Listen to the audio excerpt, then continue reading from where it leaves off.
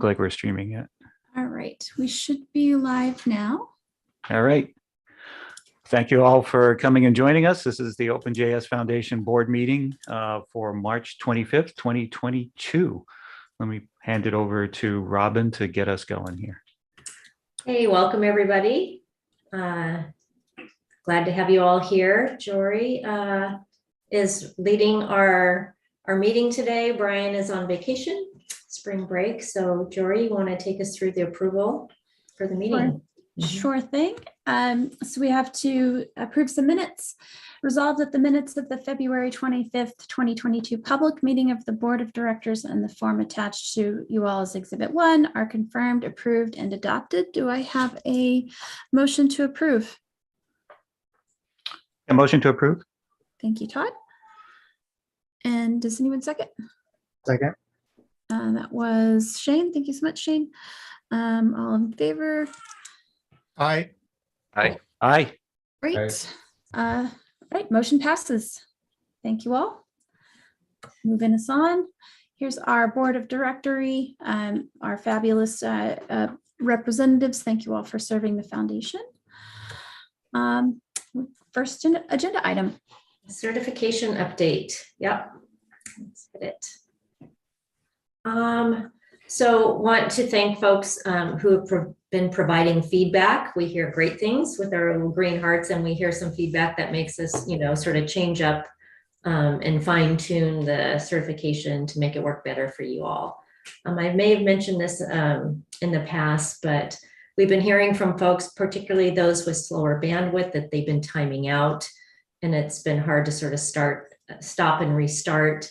So we've increased our timeout on the testing platform to 120 seconds. So hopefully that'll help. We also are working with the Apache Project Guacamole project on some international keyboard updates. Hopefully that will help those of you who are working on different keyboards, particularly with shortcuts. And we're still working through those scholarships for the LIFT program for folks who submitted. A couple of other things. I just want to let you know that on the first day of OpenJS World, which is, we're calling kind of day 0, that Monday, June 6th, there's going to be a training for the Node.js training program that you may find virtually on the Linux Foundation, but the person who created it, Dave Clements, is going to be there in person, providing that at $75 a person that you can add on to your registration. So if you're interested, you can sign up for that. We're also having native script training that day as well. So that's also on the OpenJS World registration. And then again, we always try to kind of keep up with the project. And so the apps and services training has been updated as well. But yeah, keep sending feedback to us, either in the tool or to us on the team, and we'll continue to fine tune that. Okay. CPC update. Right. So to start out with, we cover the governance changes not requiring board approval. There haven't been any, so we can move on to the next slide. In terms of project updates, we don't have any specific updates on the project front. There is, on the collaboration network update side, there's discussion of spinning up a new collaboration space focused on security. And I think I heard that Giuseppe is going to be one of the champions on that proposal. So looking forward for that happening soon. Next slide. In terms of what the CPC itself has been working on, we now have a working session every other week. And the 2 most recent working sessions were on, first, the Community Fund, where we looked at JavaScriptlandia awards. And there's a PR which has the details of what kind of awards we have in mind, who would be eligible, how people apply. So I'm looking forward to that. I think they would be awarded at the upcoming OpenJS World. So I think that's a great addition. The other thing we did in a working session was just some work on the doc structure, trying to make the CPC repo and the OpenJS Foundation sort of GitHub a little bit easier to find what you're looking for, more discoverable. And so, that was another good session. So that's the 30-second update on what's going on with the CPC. Yeah. And I think people often are wondering about the community sessions. There's a pinned agenda with topic areas, I believe, at the top of the Cross Project Council repo. So pretty good at trying to track those if we do know what those topics will be. All right. Standards Working Group update. Jory, you want to give an update now that you're back? Sure. So it's been fun to dive back in after being out for a little bit. So unfortunately, our spec education resource site has had a bit of a delay from the creative services side for the branding work, but we're going to keep pressing forward on the content side, and we'll probably be driving some of this from the OpenJS site first, just to get it launched and going.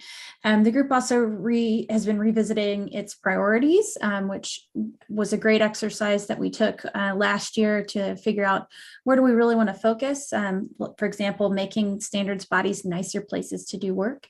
And so things that we have in motion on this front, there's going to be an awesome workshop, and I know it's awesome because these people are awesome, from Hemant and Jordan, on how to read the spec, which is a big obstacle to newcomers in the standards space. So thank you, Jordan and Hemant, for doing that program. And we're also looking to recognize the labor and the work that people do in standards, which is often thankless, through our awards program that we will be moving forward with at OpenJS World. So really excited about those two activities. Somehow, there we go. On to project updates. Great. All right, project updates. Lots of things to highlight and celebrate. Gosh, I always get nervous at this because I know that we're going to leave some out. So if we've left you out, ping me on Slack or DM us on Twitter. Make sure you're telling Alex so she can tweet and blog about all the awesomeness. But a new Node release came out, as well as a lot of work done on the security releases across all supported lines. I know that was a lot of work. So thanks, Node team. Node Red continuing to ship. 2.2.2 is out.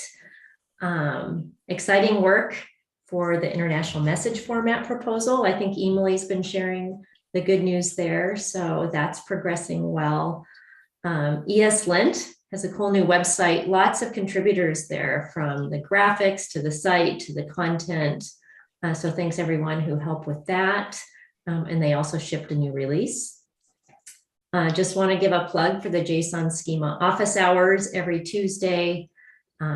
Electron just shipped version 17, and they're participating in the Google Summer of Code, so watch out for that. WebDriver IO just self-certified its best practices through the Open Source Security Foundation, so that was pretty cool, in addition to their new release.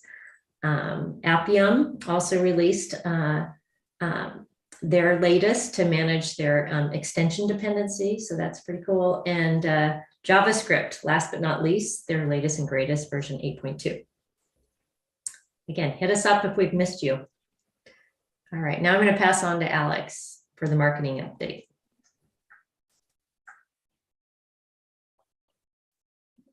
Your audio's out, Alex.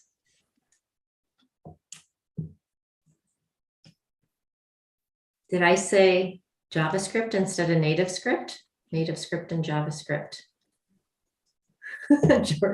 Jordan's messaging me. Am I tongue-tied? Can you hear me? I can hear you now. We can hear Okay. you. Okay. Yeah, so I don't think we got to cover social media in last month's public session, but we had a tremendous response in February to the announcement of the OpenJS Foundation receiving the Node.js trademarks from Joyent. So we're really proud of that and happy to have reached that milestone. And it did create a surge in tweet impressions, which you can see on the left side of the Twitter chart. But then moving into March, things kind of normalized. So, you know, we'll see on the next slide on the 3-month overview that February had a huge spike in activity, and March is kind of like normalizing to what we would usually expect to see in a month. If we can move on to the next slide. Yeah, so February, we had a total of 206,000 impressions. This is like, it could have been more. It depends. I don't remember the exact date that I pulled this from, but you'll see in January we had closer to 60,000, and then this month doing slightly better than average, but still more of a return to normal in terms of the impressions on our content. And next slide. This is just another view of some of our activity on Twitter. In terms of the audience, our audience is continuing to slowly and steadily grow. This number is actually, I think, a bit higher, where it says 350,268. So we have a really great audience on Twitter, and we hope to maintain that. We've published fewer posts in the last month, but one of the trends that we've been seeing, and that I know I've mentioned in previous meetings, is that it doesn't affect our interactions. If anything, it has a positive effect on the interactions and shares that we get with our content. Next slide. So this is the same thing for our LinkedIn channel. Definitely could improve some activity on LinkedIn, and I'm personally trying to prioritize posting there more. In terms of our impressions and shares, we do get a good amount of interactions or engagement, so mainly likes and clicks, where here it says clicks is a 0. This is just an error in HubSpot. It's been reported to the LF digital team. If you look at the next slide, the clicks that are taken, the click data taken directly from LinkedIn Analytics shows something else. We are not having 0 clicks. We actually have quite a few clicks on our posts, and we have also gained 67 new followers. Well, this is by mid-March, so it could be even higher now. And next slide. Continuing social media with YouTube. Our YouTube channel, our audience is growing. We had, slightly fewer new subscribers, but still net new 32 new subscribers over the last month. I know there was a request to have more of a content drill down by project and what their top videos are that are being viewed. I don't have immediate visibility to this, so similar to with the project updates, maintainers, you can always reach out to me on Slack or email and share any kind of information that you want to get out there. We would like to have a better idea of what people are watching from the different projects. So yeah, I'd almost suggest we drop that top videos, because to be honest, in the Node project alone, we have like the last TSC meeting has more views than that top one. And I think this, at least in my mind, shows a distorted view of what people are actually interested in. So that's my suggestion. Okay. But we would be interested in seeing, what the different projects, what people are watching from the different projects. So if maintainers want to share that with us. And I think that because we have 38 plus projects, one of the ideas is that we go to our impact projects and just let Alex have access to some of the data analytics on the social, on the web properties and things like that. Then she can just pull the reports as the normal part of her reporting process. Yeah, I think that'd be great. Like I'd be totally in support of getting her access to like the Node YouTube channel. I'm looking at it right now, and it's like there's 2,600 views as the top item, and I have to get down to 160. I have to go to like to 10 or 20. So I'd rather have those being shown than anyway. Yeah. Sounds like we're on the same line. So just reach out and I'll help you get access on those. Okay, thank you. And next slide. So just something that I've made like a pet project for myself is tracking our female identified viewers on our YouTube channel. And so we're at 5.5%. Whoever you are watching, thank you. Please continue to do so. Tell your friends. And next slide. These are just some blogs that went out in February. March has been kind of a hurry up and wait for a lot of our blogs. Most of these drafts are ready to go out. We're just waiting for approval from different stakeholders, but we did publish the Wix guest blog on multi-threading in JavaScript, which did get us some attention. And if you haven't read it, it's kind of interesting. Take a look. We will be announcing some other things soon, so stay tuned. Next slide, please. Some content metrics. This is just a general idea of which pages are getting the most hits on our website. So we do see a good number of people going to the certification page, which is great, and to our blog, and then a little bit more down into projects. Next slide. And then some more metrics. We had about 118,000 viewers over the last 28 days when this was pulled, excuse me, visitors. And I like to look at our different referral traffic, where we have this like big chunk of green that's designated as referral versus social. The social part has stayed about the same over the last month. And yeah, the general referral green section grew slightly. I think this could have been from when we made the no trademark announcement. We did get a couple of third-party publications sharing that for us. And then this is just another representation of the pages that most people are visiting or navigating to. And I think that's it. Robin, would you like to do the event update, or do you want me to continue? I can give a quick update. Let's see what we have. We can tag team. Jory, you want to hit the next? All right, Alex, you want to go? Or I could go. We just want to share some of the swag. If you all come to Austin, there's going to be a lot of cool things. We've got our t-shirts that are designed. Nice, kind of simple, hitting with the music theme. Got some stickers. These are for the event and for OpenJS, but just as we had Montreal, which seemed like many moons ago, we'll have stickers for every project at OpenJS, so that's kind of fun. If you haven't checked our event page, you can go to openjsworld.com. It's probably the fastest way to get there, but those keynote speakers are lining up, and we're pretty excited about that. Lots of different topics. So the keynotes are on Tuesday and Wednesday, the 7th and 8th. Tuesday are kind of more of those JavaScript superstars, and Wednesday, some folks, leaders, and kind of a wide variety of places. So excited for that. All right. Registration, just wanted to flag that our deadline is April 8th for early bird.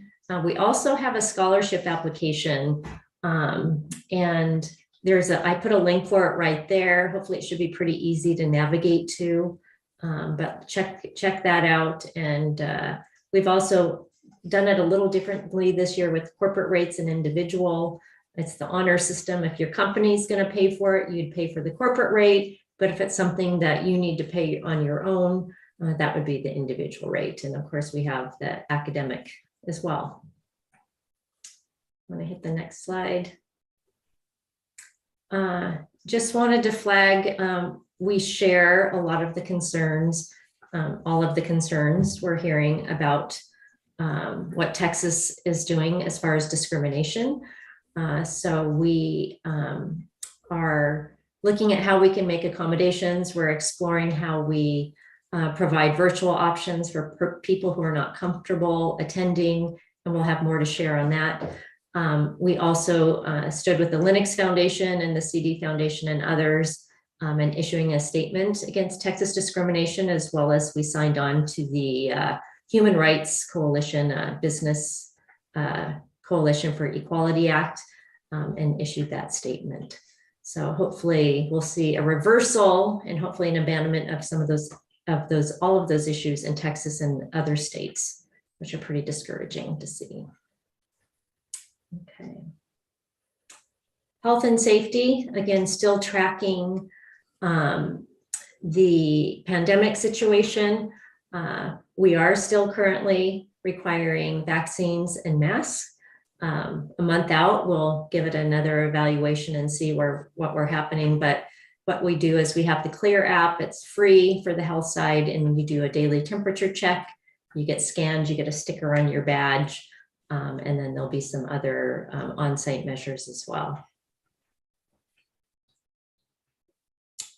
Sponsorships are still available. Some of the categories are filling up, but there's still a lot of space. And we also have some add-on opportunities. So if for a workshop or diversity and other things. So if you're interested in that, and if I haven't already contacted you, give me a shout, and I'd love to have you sponsor. Next. We're just tracking along. If you're looking at our work back schedule, we are tracking. We have an awesome program committee who's been reviewing all of our CFPs. So hopefully by the end of next week, we'll have our acceptance emails ready to go out. So look for that at the end of next week. And then the following week after that, we'll publish our schedule and everything else we're sort of tracking. I do want to mention that we're going to try to close the sponsorship sales April 22nd, just so we can help with some space planning. Okay. I think that's it for my business. Anyone else have any other business, board friends? Just one quick comment. So Travis County has at this point removed all restrictions around COVID for masks and other things. So